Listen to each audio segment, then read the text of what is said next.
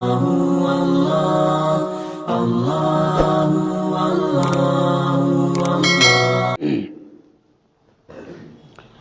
اللہ الرحمن الرحیم۔ یہ کتاب، اس کا نام ہے رہے سلامت تمہاری نسبت۔ یہ حضرت محبوب العلماء والصلاح حضرت الحاج پیر ذوالفقار صاحب نقشبندی دامت برکاتہم، جو ہم سب کے مخدوم مکرم اور شیخ ہیں، ان کی یہ کتاب ہے۔ اس میں حضرت نے نسبت، یعنی نسبت جو ہے نا، یہ بیعت و ارشاد۔ بیعت ہونا کیا ہے؟ نسبت ہی کا جڑنا ہے۔ جیسے کسی بندے کی نسبت ہو گئی کسی خاندان میں ایک لڑکی سے، تو یہ رشتہ جڑ گیا، اسے نسبت کہتے ہیں کہ نسبت جڑ گئی، نسبت ہو گئی۔ لیکن ایک سے نسبت ہوئی ہے، محبت سارا خاندان کرتا ہے۔ اسی طریقے سے یہ نسبت ہے، آدمی کسی ایک سے وابستہ ہوتا ہے، لیکن چونکہ یہ سلسلہ ہے پیارے نبی صلی اللہ علیہ وسلم تک، جتنے مشائخ ہیں ان سب کی توجہ، ان کی محبتیں اور ان کی دعاؤں میں اس کا حصہ جڑ جاتا ہے۔ یہ ایک سلسلہ ہے۔ تو اب یہ نسبت کیسے باقی رہے، ٹوٹ نہ جائے؟ ناقدری سے نسبت ٹوٹ بھی جاتی ہے، رشتوں میں دیکھتے ہی ہیں، جب نبھاؤ نہیں ہوتا، ناقدری ہوتی ہے، ٹوٹ جاتے ہیں ایک دوسرے۔ ایسے ہی یہ نسبت ہے کہ یہ نسبت بھی ناقدری سے ٹوٹ جاتی ہے۔ اور اب اس نسبت کے کچھ جو سلسلے ہیں، انہوں نے اس کو بتلایا حضرت شیخ نے کہ نسبت کیسے مضبوط ہوتی ہے، کیسے باقی رہتی ہے، اور پھر نسبت کیسے منتقل کی جاتی ہے۔ یعنی کسی کو اجازت خلافت دے دی، یہ بھی نسبت کا منتقل کرنا ہے، اجازت خلافت کا ہو جانا، اور اجازت خلافت کے بعد بھی پھر نسبت کی حفاظت کرنی۔ ایسا نہیں کہ خلیفہ ہو گیا تو بھئی وہ کامل ہو گیا، اگر کسی کو کامل سمجھ گیا تو گیا، اسی کامل نہیں رہا ہے۔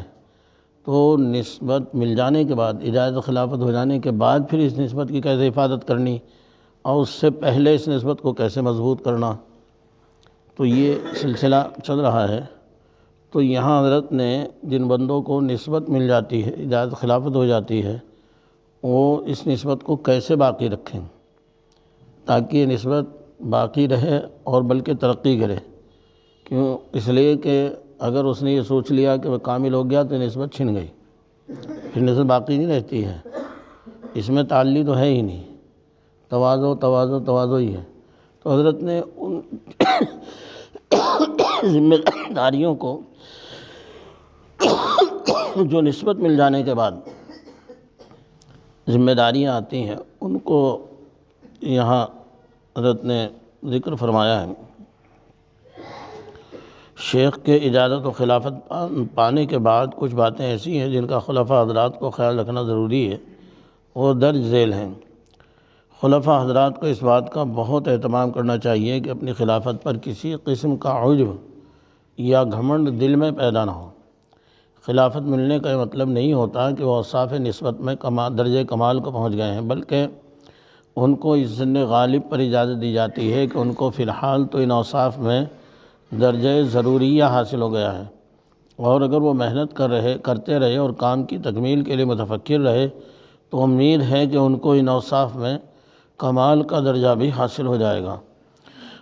چنانچہ حضرت مولانا رشید احمد صاحب گنگوہی رحمۃ اللہ علیہ کو حضرت حاجی صاحب نے ان کی بیعت کے 8ویں روز خلافت دے دی۔ ایسا بہت کم ہوتا ہے کسی کو جلدی خلافت مل جا، سالوں لگ جاتے ہیں، لیکن ایسے بندے بھی ہوتے ہیں، ادھر بیعت ہوئے ادھر انہیں خلافت دے دی۔ حضرت کو 8ویں روز خلافت دے دی، اور ساتھ میں فرمایا کہ میاں رشید احمد، جو نعمت حق تعالیٰ نے مجھے دی تھی وہ آپ کو دے دی، آئندہ اس کو بڑھانا آپ کا کام ہے۔ حضرت گنگوہی رحمۃ اللہ علیہ فرماتے ہیں کہ اس وقت میں حیران تو ہوا کہ آخر وہ کون سی چیز ہے جو حضرت نے مجھے عطا کی ہے۔ آخر 15 برس کے بعد مجھے معلوم ہوا کہ وہ کیا تھا۔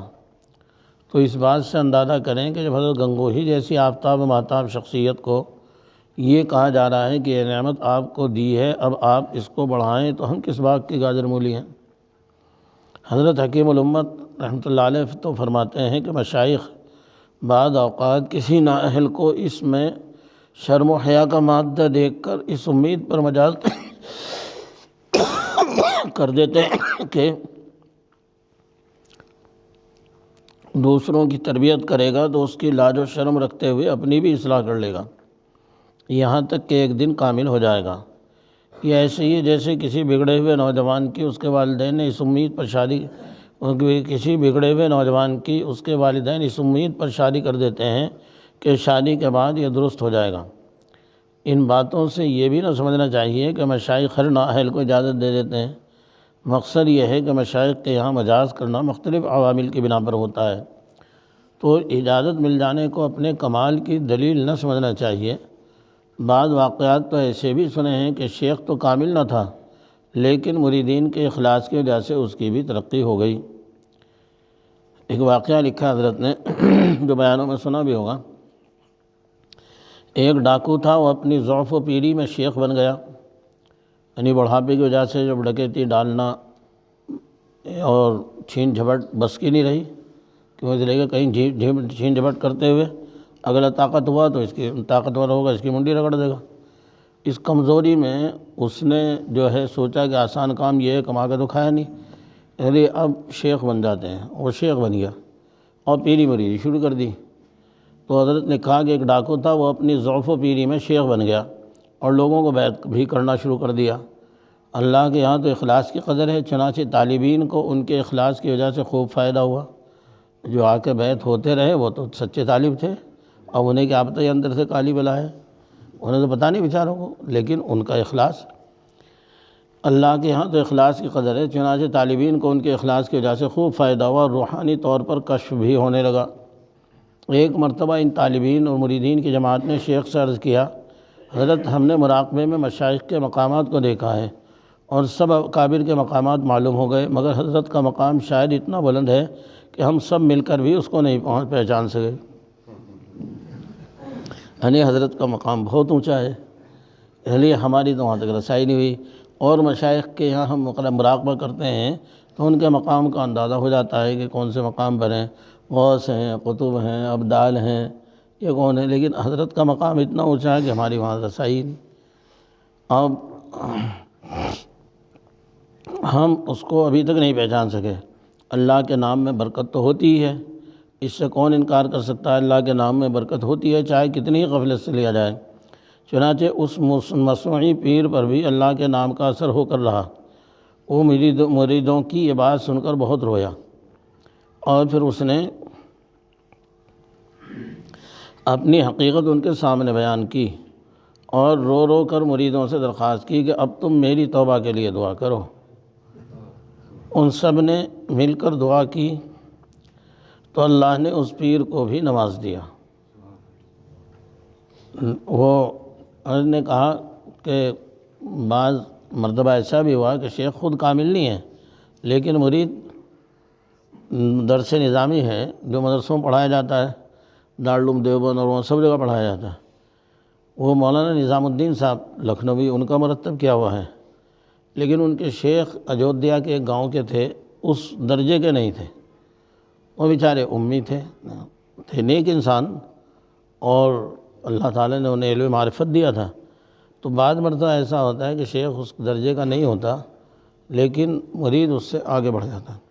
خواجہ باقی باللہ رحمۃ اللہ علیہ جو بہت اونچے شیخ ہیں، شیخ المشائخ ہیں، ان کے خلفاء میں حضرت مجدی الفسانی بھی ہیں اور شیخ عبدالحق محدث دہلوی اور ردولوی، بہت اونچے مقام کے بڑے بڑے مشائخ، لیکن جو حضرت مجدی صاحب کا مقام ہے، حضرت باقی باللہ اس مقام سے اس درجے کے نہیں ہیں، حالانکہ انہی کے تربیت یافتہ ہیں، انہی کے مرید ہیں، خلیفہ ہیں۔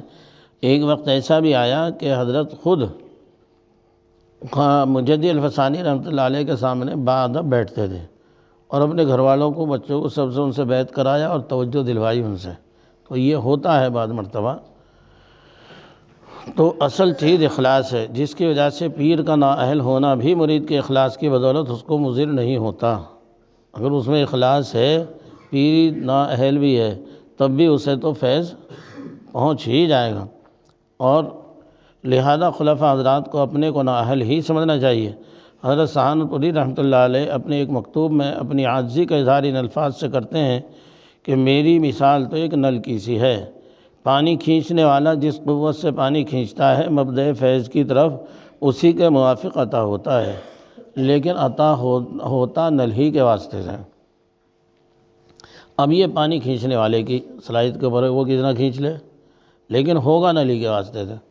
یہاں ایک چیز اور ہے، اس لائن میں، تصوف کی لائن میں ایک مطلب کہ اصطلاح ہے وحدت مطلب۔ وحدت مطلب کا یہ ہوتا ہے، اس کا مطلب یہ ہوتا ہے وحدت مطلب کا کہ آدمی جس شیخ سے جڑ گیا، اب یہ یقین کریں کہ میرے لیے اس سے زیادہ نافع کوئی نہیں، یعنی مجھے اگر نفع پہنچے گا، فائدہ ہوگا، تو اس سے زیادہ کسی اور سے فائدہ نہیں، اس سے ہی فائدہ ہوگا۔ اگر یہ نہیں کہ یہ سب سے زیادہ کامل یہی ہے، کامل اس سے بڑے بڑے بھی ہو سکتے ہیں، لیکن نافع جو ہے میرے لیے کون ہے؟ وہ میرا شیخ ہی میرے لیے نافع ہے، تب تو اسے فائدہ ہوگا۔ اور اگر اس میں اسے کچھ شک ہو گیا، آگے پیچھے ہو گیا، تو پھر فائدہ اس کا ایسا ہوا۔ اگر حضرت خواجہ نظام الدین اولیاء رحمۃ اللہ علیہ، ان کی مجلس لگی ہوئی تھی، مریدین بیٹھے ہوئے تھے، اور ایسے ہی میدان تھا، سامنے سے ایک بندہ گزرا اور اس نے اپنے چہرے پہ کپڑا ڈال لیا، اور ادھر دیکھا بھی نہیں حضرت کی طرف، اور نکل کے چلا گیا۔ اب حضرت کی نظر پڑ گئی کہ یہ جو بندہ کپڑا ڈال کے گیا ہے اس طریقے سے، اس میں کوئی نہ کوئی راز ہے۔ حضرت نے کہا بھی اسے بندے کو بلاؤ۔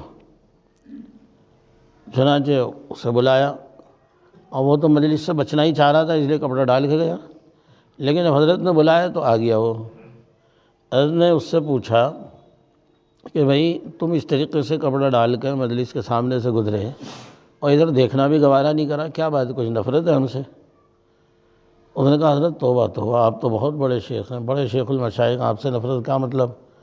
بات اصل یہ ہے کہ میں جن شیخ سے بیعت ہوں وہ اس درجے کے نہیں ہیں جو مقام اللہ نے آپ کو دیا ہے، تو مجھے یہ ڈر ہوا کہ کہیں شیطان میرے دل میں وسوسہ نہ ڈال دے، اس لیے میں پردہ ڈال کے گزرا کہ میں دیکھنے کا نہیں ادھر۔ بات آئی سمجھ میں؟ اس لیے پردہ ڈال کے گزرا کہ مجھے دیکھنے کا نہیں، کتنے بڑے شیخ ہیں، مجھے کیا مطلب، میرے لیے تو میرے شیخ سب سے بڑے، مجھے فائدہ اگر ہوگا تو اپنے شیخ سے ہوگا۔ بھئی اگر گھر میں نل لگا ہوا ہے اور ٹوٹی 5 روپے کی، اور برابر کا گھر جو ہے وہ کروڑ پتی ہے، اس کے ہاں ٹوٹی ہے 5-5 ہزار کی، تو لیکن مجھے فائدہ کس سے ہوگا؟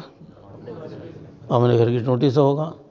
ماں ہے، اس کی ماں بیچاری غریب خاندان کی، جھونپڑے میں رہ رہی، کپڑے بھی اچھے نہیں ہیں، برابر میں 1 کروڑ پتی ہے، اس کی گھر والی دیکھو تو عالیشان، بہترین، اور اس سے بھی خوبصورت، اس سے اچھے کپڑے اس کے، لیکن بچے کو دودھ کہاں سے ملے گا؟ ابھی ماں سے ملے گا، ہوا کرے ہو کتنی بھی۔ اسی لیے حضرت ایک مرتبہ مجلس تھی، حضرت مولانا قاسم صاحب نانوتوی رحمۃ اللہ علیہ، انہوں نے فرمایا کہ اگر کوئی ایسی مجلس ہو کہ جس میں جنید بغدادی، سری سقطی شبلی، اور حضرت حسن بصری، اور مجید الفسانی، اور بڑے بڑے مشائخ موجود ہوں، اور حاجی صاحب بھی اس مجلس میں ہوں، تو ہم کسی کی طرف نظر اٹھا کے بھی نہیں دیکھنے گے، ہم تو حضرت کی طرف دیکھیں گے۔ حضرت کس کی طرف دیکھ رہے وہ تو وہ جانے۔ خود حضرت پیر صاحب نے اپنا واقعہ لکھا ہے، حضرت پیر ذوالفقار صاحب نے، کہ ایک مرتبہ حضرت کے دادا پیر ہیں، ان کے شیخ حضرت خواجہ عبد المالک نقشبندی رحمۃ اللہ علیہ، وہ چکوال تشریف لائے، اور چکوال میں حضرت کے شیخ رہتے تھے، پیر غلام حبیب صاحب مرشد عالم۔ تو مریدین نے کہا، کیونکہ وہ شیخ کے شیخ ہیں، اس لیے شیخ سے اجازت لی اپنے کہ حضرت ہم وہاں چلے جائیں ان کی مجلس میں۔ انہوں نے کہا چلے جاؤ، اجازت دے دی، حضرت نہیں گئے۔ تو بعد میں شیخ نے پوچھا بھئی تم کیوں نہیں گئے؟ کہنے لگے حضرت میں تو آپ کی خدمت میں آیا ہوں، مجھے تو آپ سے حاصل ہوگا جو بھی کچھ ہوگا، دادا پیر سے تو آپ کو ملے گا جو کچھ ملے گا۔ تو مطلب یہ ہے، اس میں یہ چیز بھی بہت اہم ہوتی ہے کہ وحدت مطلب۔ چنانچہ حضرت تھانوی رحمۃ اللہ علیہ کا ایک مرید تھا، اور وہ ایک مرتبہ کہنے لگا حضرت نماز میں دل نہیں لگتا ہے، ادھر ادھر جاویں، خیالات بہکے ہیں۔ حضرت نے کہا بھئی کہاں جاوے تو؟ اس نے کہا کہ جی حضرت میں دیوبند بھی جاؤں، گنگو بھی جاؤں، سہارنپور بھی جاؤں، عجیب سارے بزرگوں کے پاس جاؤں۔ میں کہا آئندہ نہ کہیں جائیے، اسے منع کر دیا، کہیں نہیں جائیے، جی ٹھیک ہے جیسا آپ کہو۔ 2-4 مہینے کے بعد آیا تو پوچھا بھائی کیا حال ہے؟ جی بڑا جی لگا نماز میں بڑا جی لگا۔ کیوں؟ اس لیے کہ وہ سب کے ذائقے چکھتا پھرے تھا، وہ دل جمعی نہیں تھی، یکدر گیر محکم گیر، وہاں دل جمعی ہو جاتی ہے، ہوتا سب اللہ ہی کی طرف سے ہے۔ تو فیض تو پیچھے سے آتا ہے اور آتا بھی طالب کی طلب کے بقدر ہے۔ مجازین تو درمیان میں محض ایک واسطہ ہیں جو بڑوں کی طرف سے معمور کیے گئے ہیں۔ حضرت تھانوی رحمۃ اللہ علیہ نے ایک سلسلے گفتگو میں فرمایا تھا، اصل چیز طلب ہے، اسی طلب پر اللہ تعالیٰ عطا فرماتے ہیں۔ جیسے بچے کو ماں کے دودھ کی طلب ہوتی ہے تو دودھ اس کے اثر سے اترتا ہے، ماں کو ناز نہ کرنا چاہیے کہ دودھ میں دیتی ہوں، وہ لاکھ چاہے دودھ اتر نہیں سکتا ہے، وہ تو بچہ جب بلکتا ہے تب اس کی ممتا ابھرتی ہے، اور وہ ممتا جو ہے وہ اس کے دودھ کو کھینچ دیتی ہے، پھر نہ چاہتے ہوئے بھی اسے پلانا پڑے گا، بچوں کو اٹھانا پڑے گا گود میں، نہ چاہتے ہوئے بھی۔ کیوں؟ اس لیے کہ ممتا ابھر گئی، اور اگر وہ چاہے کتنا بھی دودھ بھرا ہوا ہو اتر نہیں سکتا ہے، تو وہ یہ کہے کہ میں پلا رہی نہیں، وہ تو اللہ کی طرف سے ہو رہا ہے کہ تیرے اندر اس نے ممتا کو جگا دیا، اس ممتا نے جو ہے دودھ کو کھینچ لیا۔ تو دودھ خود بچے کی طلب کا اثر ہے، تجھے اسی واسطے عطا فرمایا ہے کہ تو بچے کو دے، البتہ بچے کو ضروری ہے کہ اس کو اپنا محسن سمجھے، بچے کے لیے ضروری ہے کہ اس کو اپنا محسن سمجھے۔ خلفائے کرام کو چاہیے کہ خلوص دل سے رجوع اللہ کے ساتھ دعوت کا کام کرتے رہیں اور اپنے مریدوں کو اللہ سکھاتے رہیں، اپنے حلق ارادت کے بڑھنے پر نازاں نہ ہوں کہ میری خوبیوں کی وجہ سے لوگ مطیع ہو رہے ہیں، بلکہ عاجزی اور انکساری ہونی چاہیے کہ محض پروردگار کا فضل ہے کہ وہ مجھ سے کام لے رہے ہیں، ورنہ میں اس قابل نہ تھا۔ حضرت گنگوہی رحمۃ اللہ علیہ کا حلق ارادت بہت بڑا تھا، لیکن ان میں عاجزی اتنی ہی زیادہ تھی۔ آپ فرماتے تھے کہ ہم تو ہر ایک کو اس لیے بیعت کر لیتے ہیں کہ کل روز قیامت جب یہ جنت میں جا رہے ہوں گے تو ہو سکتا ہے اپنے پیر کو جہنم میں جاتا دیکھ کر لحاظ کر جائیں۔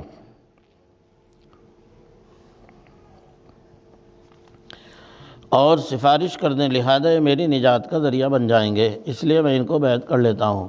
خلفاء اگر طالبین میں احوال و کیفیات دیکھیں تو بھی عجب میں مبتلا نہ ہوں کہ میری صحبت اور توجہ کی برکات ہے، کیونکہ طالب کو جو کچھ ملتا ہے اپنی طلب اور خلوص کے بقدر ملتا ہے، کسی کا کوئی کمال نہیں ہے۔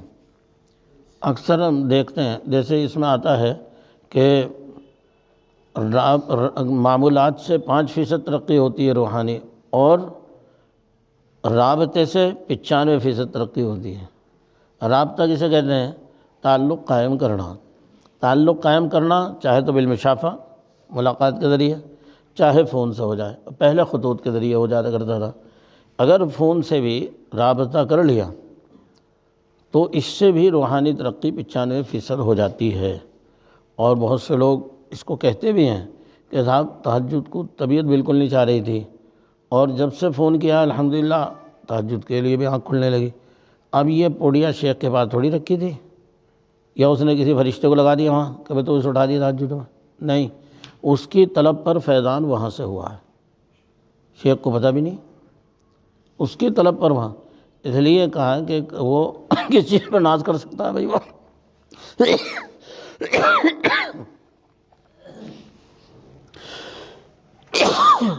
واقعہ، ایک شخص نے جوانی غفلت کے کاموں میں ضائع کی، جب بڑھاپا آیا اور اعضاء نے جواب دینا شروع کر دیا تو اس نے اپنے ساتھیوں سے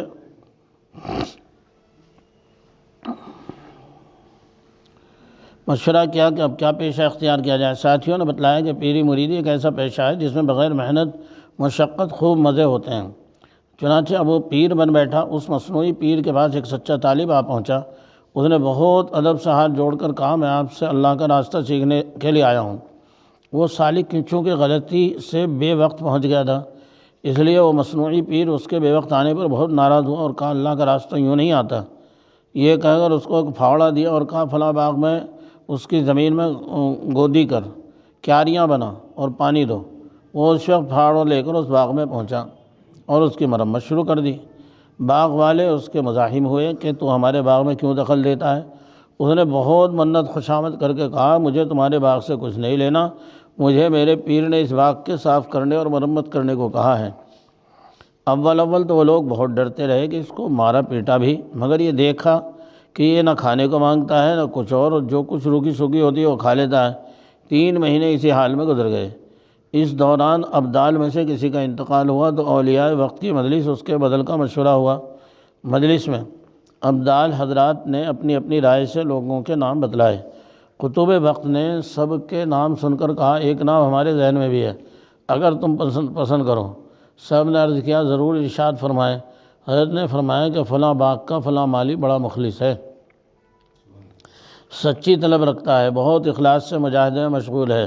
سب نے اس رائے کو بہت پسند کیا، پھر سب نے اس پر توجہ ڈالی، جس کی وجہ سے اسی وقت اس پر انکشافات ہوئے اور پھاوڑا باغ والوں کے یہ کہہ کر حوالے کر دیا کہ یہ فلاں پیر صاحب کا ہے جو فلاں گاؤں میں رہتے ہیں اور میں جا رہا ہوں۔ ہر چند ان لوگوں نے خوشامد سماجت کی کہ ذرا اپنا حال تو بتلا دے، مگر اس نے کچھ نہیں بتلایا اور کہا سنا معاف کرا کر وہیں سے غائب ہو گیا۔ تو یوں بھی ہوتا ہے کہ طالب کا اپنا خلوص اور طلب اللہ کے حضور قبول ہو جاتا ہے اور اس کا کام بن جاتا ہے، لہذا مریدوں کی کثرت پر یا ان کی بلند کیفیات کو دیکھ کر کسی کو عجب اور تکبر میں مبتلا نہ ہونا چاہیے۔ خلفائے کرام کو چاہیے کہ وہ طالبین کی اصلاح میں تساہل نہ برتیں، کیونکہ ہر مرید بیعت ہونے کے بعد شیخ کی ذمہ داری میں آ جاتا ہے۔ بیعت ایک عہد کا نام ہے اور یہ عہد دونوں طرف سے نبھایا جانا ضروری ہے۔ مرید کی ذمہ داری اتباع ہے تو شیخ کی ذمہ داری اس کی اصلاح، لہذا اگر شیخ مرید کی اصلاح روک ٹوک میں غفلت کرتا ہے تو اس کا مطلب یہ ہے بیعت کا مقصد پورا نہیں ہو رہا اور مرید کا وقت بھی ضائع ہو رہا ہے۔ یاد رکھیں کل قیامت کے دن ہر ایک پیر کو زنجیروں میں جکڑ کر اللہ کے حضور پیش کیا جائے گا، جن سے اس وقت تک چھٹکارا نہیں ہوگا جب تک وہ اپنی صفائی نہیں دے دے گا کہ اس نے مریدوں کی اصلاح کا حق ادا کیا۔ شیخ کا منصب ایسا ہے جس میں ڈانٹنا کہنا ضروری ہوتا ہے۔ ہمارے ہاں تو ڈانٹ ڈپٹ اور دین سیکھنے کا نام پیری مریدی ہے۔ شیخ کی جس مرید پر زیادہ نظر ہوتی ہے اسی کی ڈانٹ ڈپٹ زیادہ کرتا ہے۔ آج ایسے کاملین تھوڑے نظر آتے ہیں جو استغنا کے ساتھ بندے کو اللہ سے واصل کرنے کے لیے محنت کر رہے ہوں۔ آج کے پیر تو چپ شاہ بنے ہوئے ہوتے ہیں، مرید جو کچھ مرضی کرتے پھریں، سنت پر عمل ہو رہا ہو یا بدعت پر، پیر صاحب تو چپ کر کے بیٹھے ہوئے ہیں۔ اس کی ایک وجہ یہ بھی ہوتی ہے کہ پیر کی نظر مرید کے مال و منصب پر ہوتی ہے۔ آج پیر مرید بن کر رہتے ہیں اور مرید پیر بن کر رہتے ہیں۔ پیر مرید کی رضا حاصل کرنے کے لیے اس کی خدمت میں لگے ہوتے ہیں۔ ایسے پیر نے کسی کی کیا اصلاح کرنی ہے؟ حضرت مرزا مسعود جان جانا رحمۃ اللہ علیہ ہمارے سلسلہ عالیہ نقشبندیہ کے بڑے بزرگوں میں سے ہیں۔ ان کی طبیعت بہت ہی نفیس تھی، کسی قسم کی کوئی کجی برداشت ہی نہیں ہوتی تھی۔ ایک مرتبہ بادشاہ وقت ان کی زیارت کو آیا، کچھ دیر کے بعد اسے پیاس لگی تو قریب ہی ایک گھڑے سے پانی پیالے میں ڈال کر پیا۔ پانی پینے کے بعد گھڑے کے اوپر پیالہ رکھ دیا، لیکن تھوڑا سا ٹیڑھا رکھ دیا۔ کچھ دیر کے بعد بادشاہ نے رخصت کی اجازت چاہی اور ساتھ ہی عرض کیا کہ اگر آپ فرمائیں تو میں خدمت کے لیے کسی خادم کو آپ کے پاس بھیج دوں۔ اس پر آپ نے کہا تم بادشاہ ہو اور تمہارا حال یہ ہے کہ گھڑے پر پیالہ ٹیڑھا رکھ دیا ہے، جس کی وجہ سے ابھی تک میرے سر میں درد ہو رہا ہے۔ حضرت چونکہ نازک مزاج بہت تھے، مرزا مسعود جان جانا رحمۃ اللہ علیہ اتنے نازک مزاج تھے کہ ایک بندہ انہی کا مرید تھا حضرت کا، وہ سال میں 2 مرتبہ آتا تھا اور حضرت ایک مرتبہ وہ کہنے لگا حضرت میرا دل تو یہ چاہے میں ہر مہینے آیا کروں، آپ دعا کر دو ایسے اسباب بن جائیں۔ حضرت نے اس سے کہا کہ تیرا دل تو یہ چاہے کہ ہر مہینے آیا کروں اور میرا دل یہ چاہے کہ تو سال میں 1 مرتبہ آوے۔ اور وہ کہنے لگا حضرت ایسی کیا بات ہو گئی، کوئی غلطی ہو گئی مجھ سے، کوئی کوتاہی ہے کہ نہیں؟ حضرت نے پھر بتایا کہ بات اصل یہ ہے کہ جب تم آتے ہو تمہیں دیکھ کے مجھے دست جاری ہو جائے، کیوں اسے کچھ زیادہ کھانے کی عادت تھی، وہ یہ سوچ کر کے یہ زیادہ کھاتا ہے، اسی تصور سے دست ہو جاتے تھے۔ حضرت نے فرمایا کہ سال میں 1 مرتبہ دست وہ تو صحت کے لیے ٹھیک ہے، لیکن 2 سے کمزوری ہو جاتی ہے، اس لیے تو سال میں 1 ہی مرتبہ۔ اب یہ نازک ہے بھائی، مزاج تو اللہ کے بنائے ہوئے ہیں اور کسی اور کے تھوڑی ہیں۔ ایسے ہی ایک مرتبہ ایک مرید نے دعوت کر دی حضرت کی، اب جیسے ہی تشریف فرما ہوئے تو ایک دم سر پکڑ دیا اور اس نے بیچارے نے صفائی پوری کری تھی، فرش کو صاف لیپا پوتا سب اچھا کرا، حضرت نے جو سر پکڑ لیا تو سر میں درد کر دیا، کیا ہوا کہ دیکھ وہ اینٹ اٹھی ہوئی ہے وہاں سے، تھوڑا سا اینٹ روڑا اٹھا۔ اب یہ مزاج کی نزاکت، لیکن اسی نزاکت میں اللہ نے امتحان لیا حضرت کا۔ امتحان کیا لیا کہ اہلیہ اتنے کڑوے مزاج کے دے دی کہ بس علمان الحفیظ، اتنی سخت مزاج تھی کہ بہت ہی۔ ایک مرتبہ حضرت نے اپنے ایک مرید کو بھیج دیا، وہ افغانی تھا۔ اب اس نے یہ کنڈی کھٹکھٹا کہا کہ حضرت شیخ نے بھیجا، کوئی کام ہو تو مجھے بتا دو۔ بہت اس نے تو گالی دینی شروع کر دی، ایسی تیزی تیری بھی اور شیخ کی بھی۔ ابے حقوق تیرے پہ عائد ہوئے اس پہ عائد ہوئے، وہ بھیجا اسے شیخ کو، اتنا مسئلہ پتہ نہیں ہے۔ اس نے تو گالیاں دینی شروع کر دی الٹی سیدھی۔ اس نے کہا ایسی تیزی تیری، تو کون ہے؟ تو میرے شیخ کو کہہ رہی الٹا سیدھا۔ وہ آستین سود کا اندر جانے کو تیار ہے۔ حضرت نے بھیجا کہ نیا آدمی بھیج دیا، آج کے ایسا نہ ہو ہنگامہ ہو جا۔ پیچھے 2-3 آدمی بھیجے تو پتہ چلا تو آستین سود کا اندر جانے کو تیار تھا۔ اسے پکڑا، بھائی ادھر آ، تو بھائی ادھر آ، اسے پکڑ کے لائے، انہوں نے کہا بیٹھ جا۔ ارے میں ایسے تھوڑی، کون ہے میں دیکھوں اسے کون ہے۔ لوگوں نے کہا حضرت شیخ کی بھی ایک، اچھا ایسی کو میں ایک دن میں رکھنے کا۔ لیکن چونکہ وہی آزمائش تھی، اللہ نے کہہ دیا اگر ولایت باقی رکھنی ہے تو اس کی کڑوی کسیلی ساری برداشت کرنی پڑے گی۔ امتحان بھی اتنا سخت تھا، لیکن وہ یہ ہے، اور مزاج اتنا نازک اور امتحان اتنا سخت کہ وہ ہر وقت کا ایک مسئلہ گھر میں۔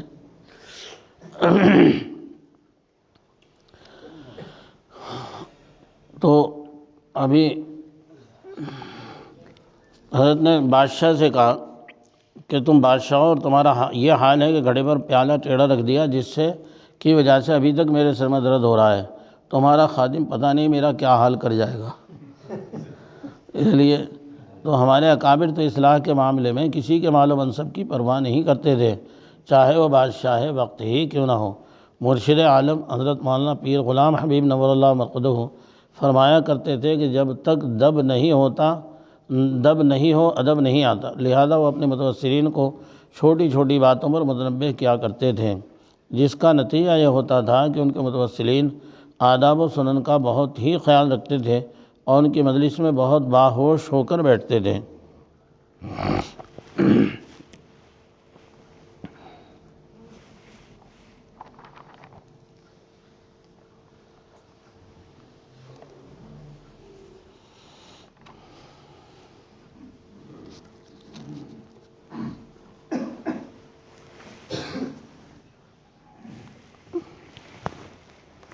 یہ حضرت کی کتاب سے سلسلہ وار گفتگو چل رہی تھی، اللہ تعالیٰ اس کی برکتیں ہمیں عطا فرمائیں۔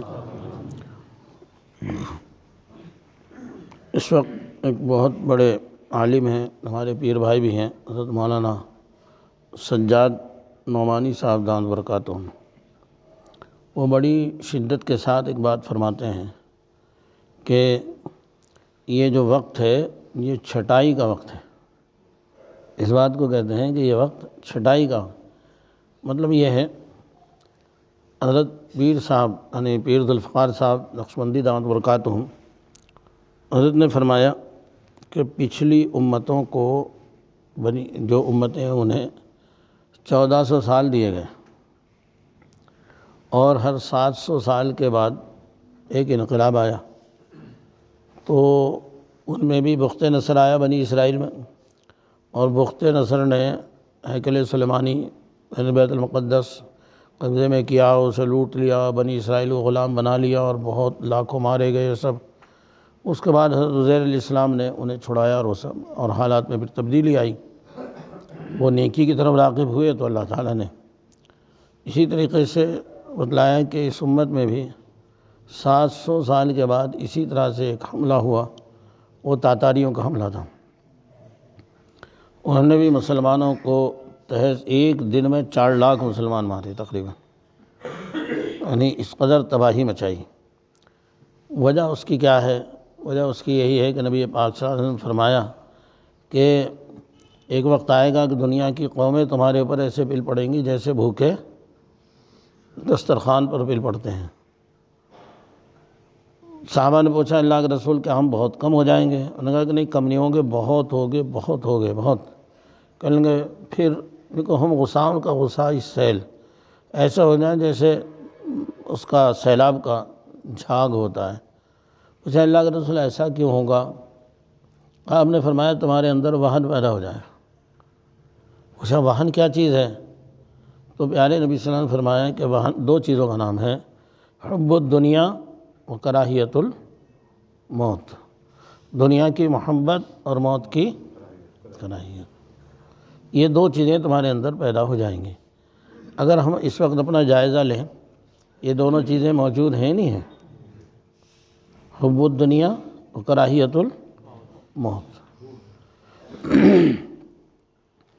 ہم اپنی تقریبات میں ہی جائزہ لے لیں.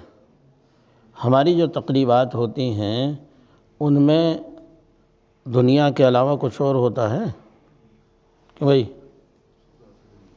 دنیا دنیا دنیا، چاہے لوٹ رہے اور چاہے لوٹا رہے. بھائی لوٹنا تو یہ ہے جو اکثر بات کہی جاتی ہے، اور اس لیے کہی جاتی ہے کہ اس کی وجہ سے ہماری روزانہ 100 لڑکیاں غیر مسلموں کے ساتھ جا رہی ہیں. روز کا ایشو ہے یہ، مطلب ایک جائزہ. غیر مسلموں کے ساتھ مسلمان تو کیا بناتے ہیں، اپنی بچی ان کے حوالے کر رہے ہیں. اور اس میں کوئی کچھ بھی بات نہیں کہ وہی تقریر ہو رہی. بھئی یہ تو نیٹ اٹھا کے دیکھ لو، عدالتوں کا ڈاٹا آ جاتا ہے اس پر، کس عدالت میں کس لڑکی نے کس لڑکے سے نکاح کا پیغام دیا ہے، یعنی شادی کا پیغام دیا ہے، اور اس کی شادی کس تاریخ میں ہونی ہے، وہ آ جائے گا اس میں. یعنی کون مسلمان لڑکی کس سے کر رہی یا مسلمان لڑکا کس سے کر رہا، کون کس سے، یہ ایشو ہے. اور یہ ساری وجہ اس کی کیا ہے؟ دنیا کی محبت. دنیا کی محبت. کیوں؟ اس لیے کہ کوئی بھی لڑکا اس وقت اپنی ذمہ داری نبھانے کو تیار نہیں. بھئی مہر کی ذمہ داری کس کی ہے؟ لڑکے کی ہے. اور دعوت کس پہ رکھی اللہ نے؟ نبی نے کیا کہا؟ کون کرے گا دعوت؟ لڑکی کرے گا لڑکا؟ لڑکا کرے گا. اور گھر گرہستی کا انتظام کس کے ذمہ رکھا؟ لڑکا ذمہ داری نبھا رہا تینوں. مہر دے رہا، مہر دینے کو تیار نہیں، اور گاڑی بھی لوٹ لی اس سے بیچارے سے، اور پیسے بھی لوٹ لیے، اور مہر سے زیادہ پیسے لوٹ لیے، اور پھر بھی مہر دینے کو تیار نہیں. گھر گرہستی کا سارا سامان لڑکی لا کر رکھ رہی ہے گھر میں. دعوت لڑکی والے کو کہہ رہے کہ تو کھلا دے دعوت، اور میرے مہمانوں کو تو خوش کر دے. اور حدیث میں آتا ہے اللہ کو وہ فقیر جو اکڑنے والا ہو بہت برا لگتا ہے. بڈھا زانی، اکڑنے والا فقیر. اور جو لڑکے کا باپ ہے جو اکڑنے والا فقیر ہے، دعوت بھی مانگ رہا اور اکڑ کے مانگ رہا ہے، تو فقیر ہی ہو. کیوں؟ اس نے کما کے رکھا تھا وہاں، پھر اکڑ کے مانگ رہا دعوت. خوش کر دیے میرے مہمان، وہ اکڑ رہا. اکڑنے والا فقیر، اس پہ لعنتیں برستی ہیں. تو یہ فقیر بھی ہے اور اکڑنے والا فقیر ہے، اکڑتا ہوا فقیر ہے.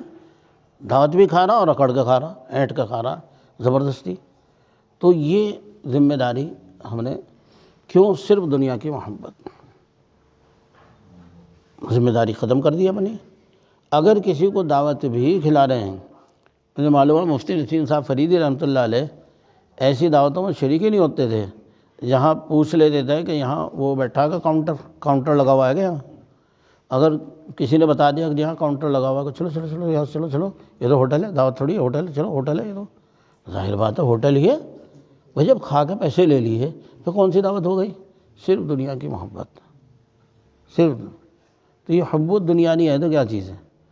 اور دنیا ہی کی محبت میں اپنے نام کے لیے اب یہاں نماز پڑھنی بھاری ہو جا. کیوں؟ اس لیے کہ شادی حال ہے سامنے. اس شادی حال میں جیسے ہی بارات آتی ہے، آدھے گھنٹے تک گولے ٹھائیں ٹھائیں ٹھائیں ٹھائیں، ہزاروں روپیہ. بھائی کس لیے اڑا رہا ہے ان پیسوں کو؟ بھائی کیوں برباد کر رہا ہے یہ پیسے؟ صرف اس لیے کہ میرا نام ہوگا.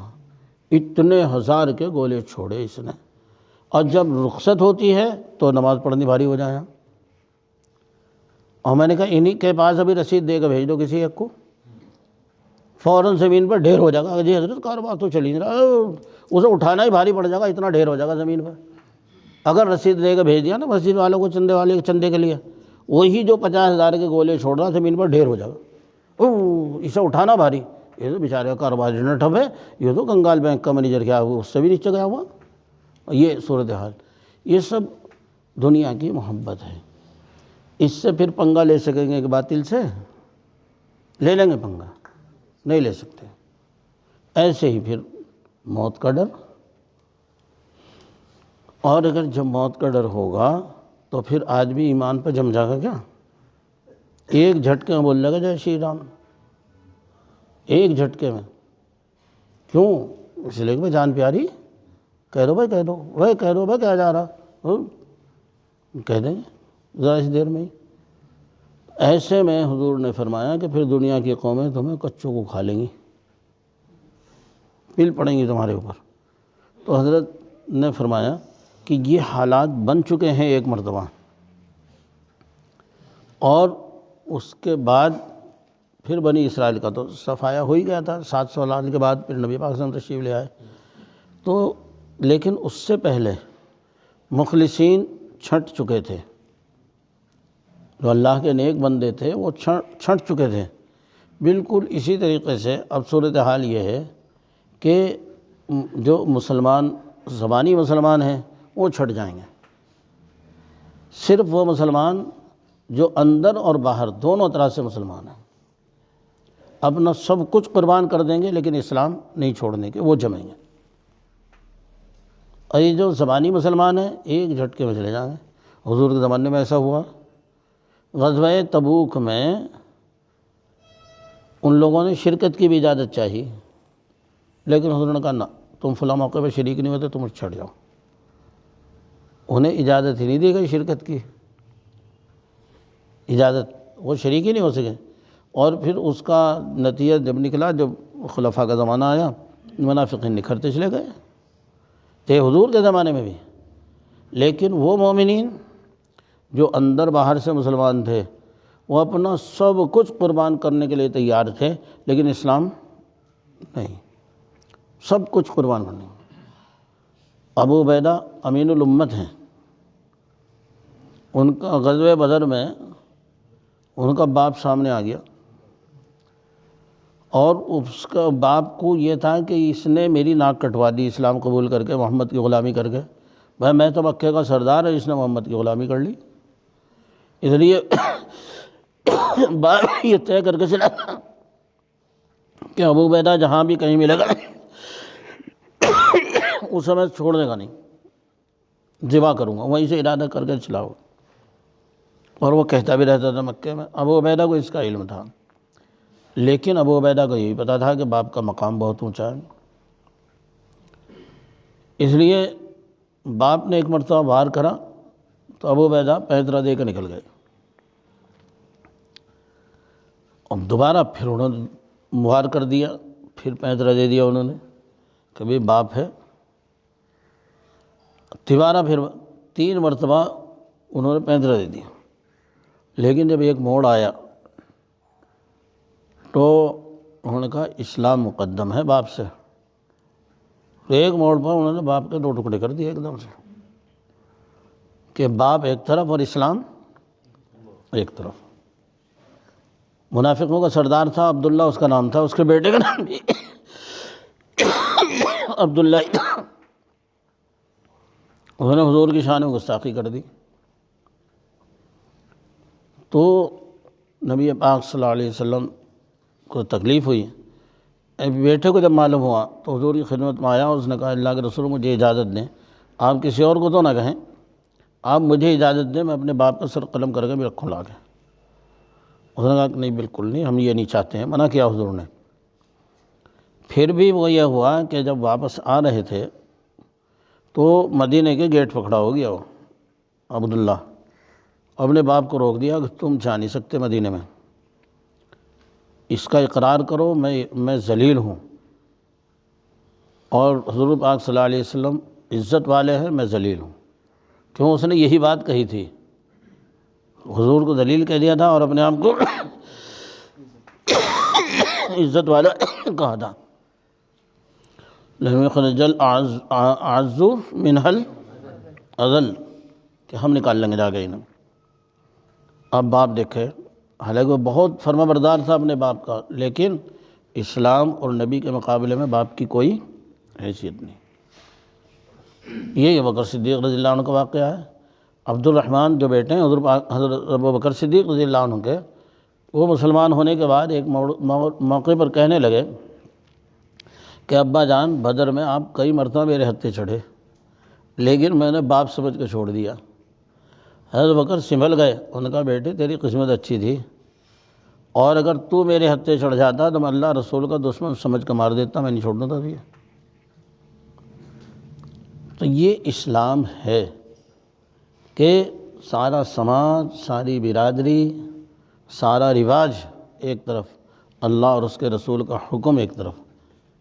بس جو اللہ اور اس کے رسول کو اختیار کریں گے وہی جمیں گے، اور جو یہ چاہیں گے کہ چلو بھائی ادھر کو ہوا ہو جدھر کی، چلو بھائی زمانے کو بھی دیکھنا ہے، حالات کو بھی دیکھنا، زمانہ بھی دیکھنا، بس ٹھیک ہے، اگر حالات اور زمانہ دیکھنا ہے اور اسلام تو کوئی چیز ہے ہی نہیں، تو پھر یہ نہیں جمنے گئے، ورنہ اللہ کو ضرورت ہے۔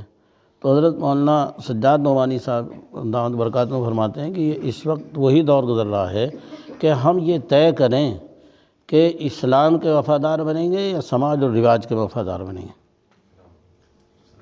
یہ طے کریں کہ ہم آقا صلی اللہ علیہ وسلم کے سچے غلام بنیں گے، ہم سب کچھ قربان کر دیں گے، لیکن آقا صلی اللہ علیہ وسلم کا حکم قربان نہیں ہونے دیں گے، نہ قربان کریں گے۔ رہے زمانے کا حالات، بھئی مومن کے لیے یہ کب ہے عافیت کی جگہ؟ حضور نے تو صاف کہہ دیا دنیا سجن المومن، مومن کا تو قید خانہ ہے۔ اب قید خانے میں چاہے کوئی کہ مجھے عزتیں مل جائیں، راحتیں مل جائیں، اور قید خانہ تو قید خانہ ہی ہے، اور جتنا ہے وہ اللہ کا شکر ہے، اس کا شکر ادا کریں، اللہ تعالیٰ کا فضل ادا کریں۔ یہ اللہ کی عطا اور بخشش ہے، کسے کیا دے رہے ہیں، لیکن مومن کو تو ہر قدم پر یہی سوچنا چاہیے کہ اللہ جو میرے ساتھ کر رہا ہے وہ میرا اللہ مجھ سے زیادہ جانتا ہے اور میرا مجھ سے زیادہ خیر خواہ ہے۔ اللہ سے زیادہ کوئی محبت کرنے والا ہوگا؟ اللہ سے زیادہ ہم اپنے آپ بھی اپنی سے اتنی محبت نہیں کر سکتے جتنا اللہ ہم سے محبت کرتا ہے۔ یہ ساری کائنات کا نظام اس نے کس کے لیے بنایا؟ ہمارے ہی لیے تو بنایا۔ یہ اس کی محبت کی بات نہیں ہے تو اور کیا ہے؟ اور بنا کے چھوڑ دیتا بھائی چلو بھائی، لیکن ہر زمانے میں اس نے ہمیں سیدھی راہ چلنے والے بھیجے، سیدھی راہ بتانے والے بھیجے۔ یہ اس کی محبت نہیں ہے تو کیا ہے؟ کہ جو ہمیں ہر موڑ پر ہماری رہنمائی کرنے کے لیے، اور آخر میں ہمیں قرآن کریم اتنا عظیم کلام دیا۔ کسی امت کو کلام تھوڑی ملا ہے، کتابیں ہی تو ملی ہیں، کلام تھوڑی ملا ہے کسی امت کو۔ ایک مرتبہ اس دنیا کو بنانے سے 80,000 سال یا 20,000 سال پہلے حضرت الحق جل مجدہ نے سورہ طٰہٰ کی، سورہ یاسین کی تلاوت فرمائی۔ اب اللہ جو تلاوت کریں گے تو کتنی حسین تلاوت ہوگی، سارے فرشتے عشش کرنے لگے، اور سارے فرشتے اس بات پر بہت ہی مطلب کہ استعجاب کر رہے تھے اور خوشی منا رہے تھے کہ وہ امت کتنی خوش نصیب ہوگی جسے اللہ تعالیٰ اپنا کلام عطا فرمائے گا۔ تو ہم سے زیادہ کوئی خوش نصیب ہے؟ ہم پر تو اتنا کرم کہ اس نے اپنا کلام ہمیں عطا کیا، اور ادھر ہم شروع کرتے ہیں، ادھر گفتگو کس سے ہوتی ہے؟ اللہ سے بات چیت شروع ہو گئی۔ اللہ اتنی توجہ سے سنتا ہے، اتنی توجہ سے سنتا ہے، حدیث میں بتایا نبی پاک صلی اللہ علیہ وسلم نے کہ کوئی اپنی باندی کا گانا بھی اتنی توجہ سے نہیں سنتا جتنا سنے، گانے کا رسیہ بھی اتنی توجہ سے نہیں سنتا جتنا اللہ توجہ سے سنتا ہے کلام کو۔ یہ کسی کو نہیں ملا۔ تو اللہ کے کتنے احسانات ہمارے اوپر ہیں، بے حد احسانات ہیں۔ ہم آئے بھی نہیں، دودھ کی نہریں پہلے ہی جاری کر دی، 2 نہریں چل دی۔ ہم آئے بھی نہیں، اس سے پہلے ہی محبت استقبال کرنے والے کھڑے پہلے ہی، یہ ماں ہے، یہ باپ ہے، یہ پھپھی ہے، یہ چچا ہے، یہ تایا ہے، یہ نانا ہے، یہ دادا ہے، یہ دادی ہے، سارے محبت کرنے والوں کا ایک قافلہ کھڑا پہلے ہی۔ یہ ہم آئے بھی نہیں اس دنیا میں، تو یہ سب اس کی محبت کی بات نہیں ہے تو کیا ہے؟ یہ اس کے اتنے احسانات ہیں۔ اللہ تعالی ہمیں ان کی قدردانی کی توفیق عطا فرما دے۔ اب ہم توبہ کے کلمات کہیں اور اس کے بعد جو ہے پھر تھوڑی دیر مراقبہ کر کے دعا کریں گے۔ پڑھیں بسم اللہ الرحمن الرحیم۔ لا الہ الا اللہ محمد رسول اللہ آمنت باللہ وملائکتہ وکتبہ ورسلہ والیوم الآخر والقدر خیرہ وشرہ من اللہ تعالی والبعث بعد الموت استغفر اللہ ربی من کل ذنب واتوب الیہ۔ توبہ کی ہم نے ہر گناہ سے جو جان کر ہوا ہو یا انجانے میں ہو گیا ہو۔ یا اللہ ہماری توبہ قبول فرما۔ عہد کیا ہم نے آئندہ جان بوجھ کر کوئی گناہ نہیں کریں گے، اور اگر کوئی گناہ ہو گیا تو بہت جلد توبہ کر کے یا اللہ آپ کو منا لیں گے۔ یا اللہ ہماری توبہ قبول فرما، ہمیں توبہ پر استقامت اور جماؤ عطا فرما۔ بیعت کی ہم نے بزرگوں کے واسطے سے اللہ کے پیارے رسول حضرت محمد مصطفیٰ صلی اللہ علیہ وسلم کے مبارک ہاتھوں پر۔ یا اللہ ہماری بیعت قبول فرما۔ اس بیعت کی برکت سے ہمیں اپنی اور اپنے پیارے رسول صلی اللہ علیہ وسلم کی سچی محبت، سچی اتباع، سچی پیروی عطا فرما۔ کامل ایمان پر خاتمہ عطا فرما۔ کل روز محشر میں آپ کے مبارک ہاتھوں سے جام کوثر عطا فرما۔ آپ کی شفاعت اور جنت میں آپ کے قدموں میں جگہ عطا فرما۔ یا اللہ ہماری بیعت قبول فرما۔ یا اللہ ہماری توبہ قبول فرما۔ میرے الفاظ کو کہنے سے ایک تو آج تک کی زندگی سے توبہ ہو گئی، اس لیے کہ کوئی بندہ ایک مرتبہ بھی کلمہ پڑھتا ہے سچے دل سے تو اس کے پورے گناہ معاف ہو جاتے ہیں، حتیٰ کہ اگر کافر بھی ہے 70 سال کا 80 سال کا وہ بھی پڑھ لے اس کے بھی سارے گناہ دھل جاتے ہیں، اور پھر اللہ تعالیٰ آسمان و زمین کے خلا کو نور سے بھر دیتا ہے، یعنی ایک مرتبہ کلمہ پڑھنے میں۔ تو بہرحال ہم نے اس وقت توبہ کی نیت سے پڑھا ہے، اللہ تعالیٰ ہماری توبہ کو قبول فرمائے۔ دوسری یہ کہ ہم نے بیعت کے کلمات کہے ہیں، اس نسبت کو مضبوط کرنے کے لیے پہلی بات تو یہ ہے کہ اس کی کوشش کرنا کہ ہر کام سنت کے مطابق ہو۔ لباس پہنے تو پہلے داہنے سے پہن لیں، پھر بائیں میں پہن لیں، سنت ادا ہو جاتی ہے۔ اتاریں تو بائیں سے اتاریں، کرتا پائجامہ جوتا موزہ پہنے داہنے سے، اتاریں بائیں سے، سنت ادا ہو گئی۔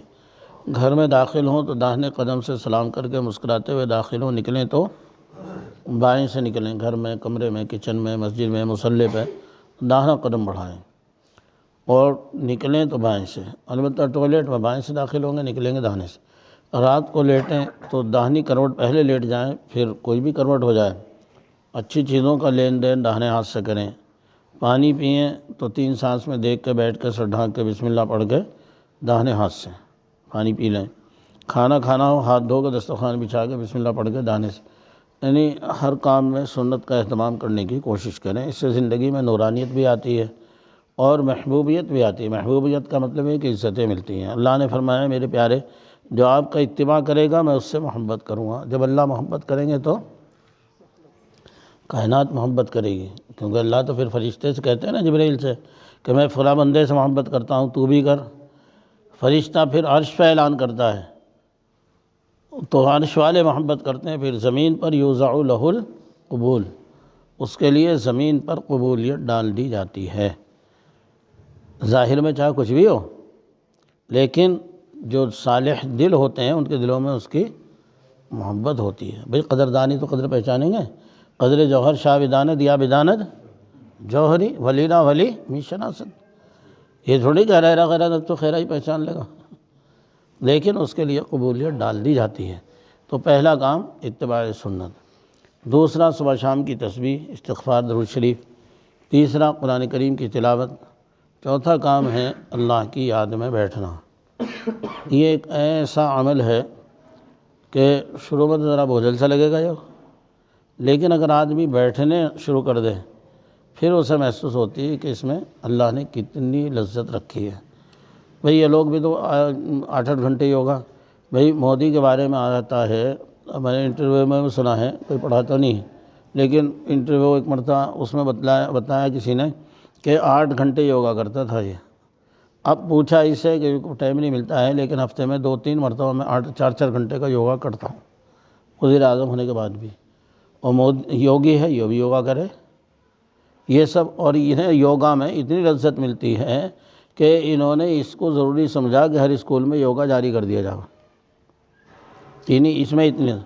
لیکن یہ یوگا جو جاری کرنا چاہ رہے ہیں وہ تو شرک، کیوں سوریہ دیوتا کرو، چندرما کرو، کسی اور کا کرنا چاہ رہے، اور وہاں کراتے بھی ہیں، یہ سامنے تصویر ہوتی ہے کوئی نہ کوئی اور کہتے ہیں اس کا تصور کر کے بیٹھ جاؤ، تو وہ تو شرک ہے۔ لیکن ہمیں تو اللہ تعالیٰ نے اپنی یاد دی ہے، اسے عربی میں مراقبہ کہتے ہیں، اردو میں ہم یاد کہتے ہیں۔ اور اللہ نے کہا وَاذْكُرْ رَبَّكَ فِي نَفْسِكَ، تم اپنے رب کو یاد کرو دل دل میں، فی نفسک اے فی قلبک، دل دل میں، اللہ کی یاد میں بیٹھو۔ اور اس بیٹھنے میں یہ ہے کہ بھئی ایسا نہیں کہ ہم ہی اللہ کی یاد میں بیٹھیں، ادھر ہم اس کی یاد میں لگے ہوئے ہیں، ادھر وہ بھی تو ہماری یاد میں لگا ہوا ہے۔ فَاذْكُرُونِی، تم مجھے یاد کرو میں تمہیں، حدیث میں آتا ہے تو تنہائی یاد کرتے ہو، میں تنہائی میں کرتا ہوں، تم مجمع میں کرتے ہو، تم سے اچھے مجمع میں میں تمہاری ذکر کرتا ہوں، تمہیں یاد کرتا ہوں۔ یہ بالکل سچی بات ہے نہیں ہے، انا جلیس من ذکرنی، میں اس کا ہمنشیں ہوتا ہوں جو مجھے یاد کرتا ہے۔ تو یہ تو کسی نے کہا ذکر میرا مجھ سے افضل ہے کہ اس محفل میں ہے، تو ایسا نہیں ہے کہ ہم ہی یاد کر رہے ہیں، بلکہ وہ بھی ہماری یاد میں ہیں۔ یہ کسی نے کہا نا، یہ ربط محبت بھی کیا ربط محبت ہے، دل ان کا وہاں دھڑکا، آواز یہاں آئی۔ یہ ہے ربط محبت، محبت کا ایک رابطہ، یعنی ادھر سے بھی آنکھوں آنکھوں میں اشارے ہو گئے، ہم تمہارے تم ہمارے ہو گئے، میان عاشق و معشوق رمزیست، یعنی عاشق و معشوق کے درمیان ایک ایسا رمز ہے، اشارہ ہے یا راز ہے۔ کرامن کاتبین ہم خبر نیست، کرامن کاتبین کو پتہ نہیں، جب ہم دل سے یاد کرنے بیٹھتے ہیں تو فرشتہ کیا لکھے گا؟ لکھ لے گا کچھ؟ وہ کچھ نہیں لکھتا ہے، نہ اس کی سمجھ میں ہو گیا رہا، بس وہ تو یہ لکھتا ہے کہ خوشبو آ رہی، خوشبو آ رہی، خوشبو آ رہی، نورانیت آ رہی، اور کچھ نہیں لکھ پاتا ہے وہ۔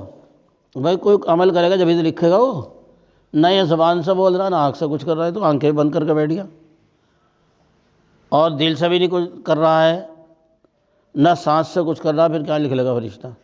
اسے بھی پتہ نہیں ہے، لیکن اسے تو پتہ ہے ہم جل رہے تھے اور بظاہر نشان تھا، دل کی لگی وہ آگ تھی جس میں دھواں نہ تھا، وہی کہ شیشہ ٹوٹے غل مچ جائے، دل ٹوٹے آواز نہ آئے، بحر محبت توبہ توبہ تیرا جائے نہ ڈوبا جائے، ہائے وہ نغمہ جس کا مغنی گاتا جائے روتا جائے۔ یعنی یہ ایک ایسا رابطہ ہے، حضرت شاہ ولی اللہ محدث دہلوی رحمۃ اللہ نے لکھا ہے کہ جو بندہ دل سے ایک مرتبہ اللہ کہتا ہے تو دل چونکہ پورے بدن کو خون سپلائی کر رہا ہے، 2.5 کروڑ نسیں ہیں، ان ساری 2.5 کروڑ نسوں کے اندر وہ نورانیت کے ساتھ خون دوڑ جاتا ہے۔ اور 72,000 مسامات ہیں، ان سب مسامات سے انوارات چھلک جاتے ہیں۔ تو معمولی بات ہے، یہ ساری کائنات کہیں پہ ٹکی ہوئی ہے؟ اللہ پہ ٹکی ہوئی نہیں ہے۔ ایک مرتبہ اللہ کہتے ہیں کائنات کی زندگی میں 40 سال کا اضافہ ہو جاتا ہے۔ اس لیے صبح شام اللہ کی یاد میں بیٹھنا، اور بیٹھے کتنا؟ کم سے کم 15-20 منٹ بیٹھے، 5-10 منٹ میں نہیں کچھ بات بنتی ہے، آدھا گھنٹہ بیٹھے تب۔ بھائی اگر کوئی کہے کہ میں 5 ٹائم بیٹھوں 10-10 منٹ، تو اس سے نہیں، ایک وقت بیٹھے۔ بھئی اگر کہیں پانی 100 فٹ پہ ہے اور اس نے کہا میں نے تو 10 بور کر دیا 10-10 فٹ کے، اب میں نے کھود تو دیا 100 فٹ، تو ہو جائے گا؟ پانی نکل جائے گا؟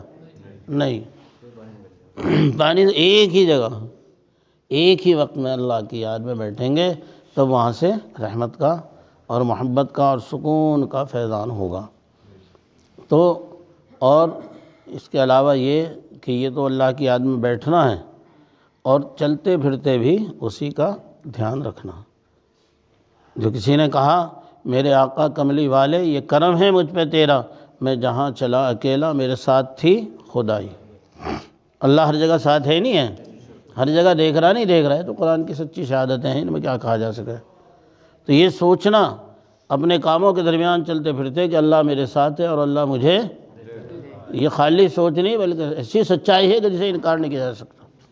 یہ تو قرآن حدیث کی باتیں ہیں ساری سچی۔ تو اس کو مضبوط کرنے کے لیے کبھی کبھی اگر کوتاہی ہونے لگے، غفلت ہونے لگے، یعنی میں نے تہجد میں نہیں اٹھا جا رہا، یا صف اول میں نماز نہیں پڑھی جا رہی، یا ذکر میں غفلت ہو رہی ہے، تو اس کا سیدھا سا علاج ہے، دل کے آئینے میں ہے تصویر یار، جب ذرا گردن جھکائی دیکھ لی، جیب میں سے موبائل نکال کر نمبر ملا کے ہم نے بات کر لی۔ اگر بات نہیں بھی کی تو بھی طلب تو وہ دیکھ رہا ہے، بات نہیں ہو سکی کسی وجہ سے، نمبر ملا لیکن کوئی وجہ رہ گئی، تو اسے معلوم ہے اس کی طرف سے فیضان ہو جائے گا۔ رابطے سے 95% ترقی ہوتی ہے۔ یہ تو 6 باتیں ہیں: اتباع سنت، تسبیحات، قرآن کریم، مراقبہ، چلتے پھرتے اللہ کا دھیان رکھنا، اس کو وقوف قلبی کہتے ہیں، اور رابطہ۔ اس سے روحانی ترقی ہوتی چلی جاتی ہے، اور جتنا آگے بڑھتا ہے پھر یہ 35 اسباق ہیں۔ پہلا سبق تو لطیف قلب ہے، جب شیخ دیکھ لیتا ہے کہ اس میں کچھ حرارت آئی ہے تو پھر آگے بڑھاتا ہے، پھر وہ لطیف روح ہے، پھر لطیف سر ہے، لطیف خفی ہے، لطیف اخفا ہے، پھر لطیف قالبی نفس ہے، پھر لطیف قالبیہ ہے۔ آدمی اسی لیے کسی نے بزرگوں نے فرمایا کہ مومن کا سینہ عرش الہی کا زینہ، یعنی یہیں سے ترقی کرتا چلا جاتا ہے وہ، اور اللہ کا قرب اسے ملتا چلا جاتا ہے۔ اللہ کے قرب کی کوئی انتہا ہے کیا؟ اس کے قرب کی کوئی انتہا نہیں۔ جب اس کی ذات لامتناہی، لیس کمثلہ شیء، تو اس کا قرب بھی لامتناہی۔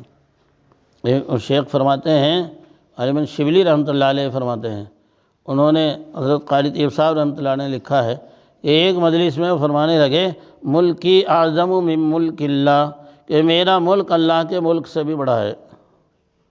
اب ان کے جو مریدین تھے کہ حضرت کیا کہہ رہے، فتویٰ لگ جائے گا، اور لوگ سولی دے دیں گے۔ دیکھو کیوں دیں گے سولی؟ میں کوئی غلط بات کہہ رہا، کہ میرا ملک اللہ کے ملک سے بھی بڑا ہے۔ ملکی اعظم من ملک اللہ، اب بھئی یہ قرب والوں کی باتیں ہیں۔ انہوں نے کہا حضرت پھر اس کی تشریح کرو، کیا بات ہے، کیا کہنا چاہ رہے ہیں آپ؟ انہوں نے کہا بھئی دیکھو اللہ کا ملک یہ ساری کائنات ہے نہیں ہے؟ ہاں جی بالکل، اللہ کا ملک ساری کائنات ہے۔ تو اللہ نے اپنے بندوں سے کہا ہے کہ تم چلو پھرو اور اس کائنات میں غور کرو،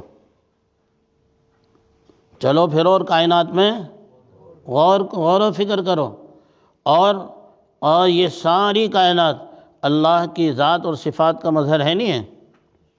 اور اللہ بڑے ہیں، ان کی صفات بھی بڑی ہیں، اللہ بڑے ہیں، ان کی صفات بھی بڑی ہیں۔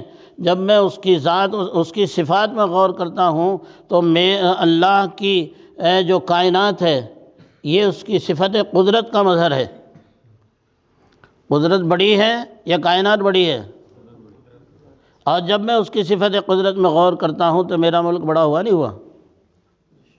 بھئی قدرت بڑی ہے، کائنات بڑی ہے، اور میں اس کی قدرت کی صفات، اس کی رزاقیت، اس کی بصیریت اور اس کی سمع یعنی اس کی دیکھنے کی صلاحیتیں، اس کے انعامات پر جب غور کرتا ہوں، اس کی عطا پر، وہ معطی ہے، دینے والا ہے، تو میرا جو ملک ہوا ہے وہ اس کی صفات ہیں جن کی میں سیر کرتا ہوں۔ اللہ کا ملک یہ کائنات ہے جو اس نے بنائی ہے، اور اس کی صفات بڑی ہیں اس ساری کائنات سے، اور میں اس کی صفات میں سیر کرتا ہوں تو میرا ملک اللہ کے ملک سے بڑا ہے۔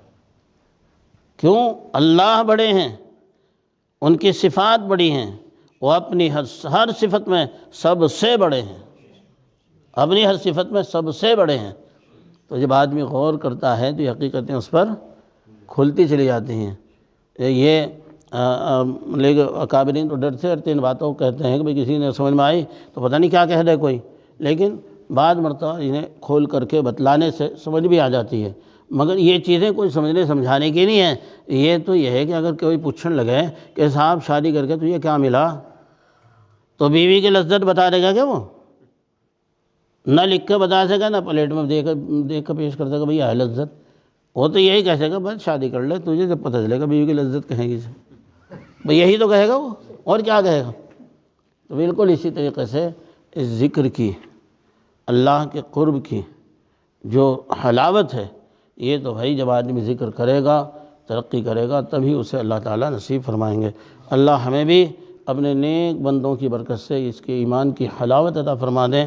شنیدم کے در روز امید و بیم، بداراں بنے کا ببخشت کریم۔